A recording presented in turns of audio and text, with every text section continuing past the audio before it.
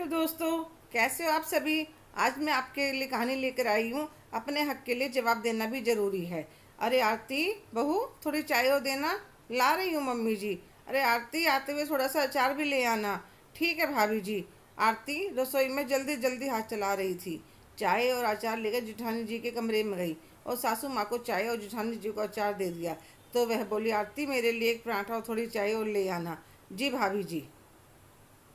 पिछले 7 दिन से यही ड्रामा चल रहा था। जेठानी जी का बेटा 7 महीने का है। उसे ठंड लग गई थी, जिसकी वजह से उसकी तबीयत ज़्यादा खराब हो गई।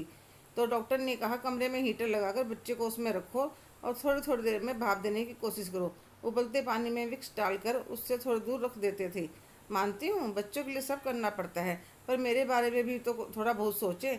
जनवरी के महीने की कड़कड़ाती ठंड, धूप का नामो निशान नहीं।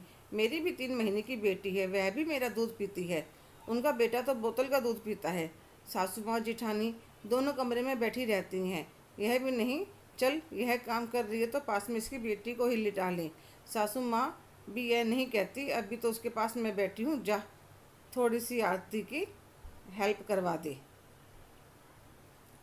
पर उन्हें तो रजाई में घुसकर बैठने का बहाना मिल गया था। मैंने जल्दी से नाश्ता करा, रसोई समेटकर बर्तन साफ करने लगी। सासू माँ को कहा था, सर्दी सर्दी बर्तन सफाई वाली लगा दो।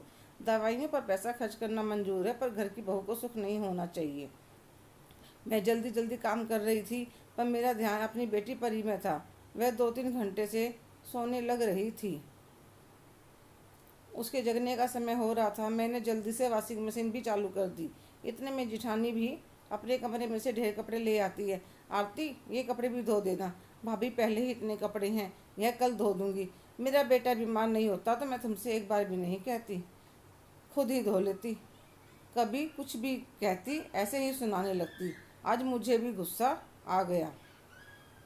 भाभी धोने हैं तो धो लीजिए। बेटे का बहाना क्या बना रही हो। मम्मी रख लेगी मुन्ना को। अरे मैं पूरा दिन लगी रहती हूँ, मेरी भी छोटी बच्ची है। आपका बेटा बोतल का दूध पीता है, इसलिए आपका काम करने से उसके ठंड नहीं लगेगी।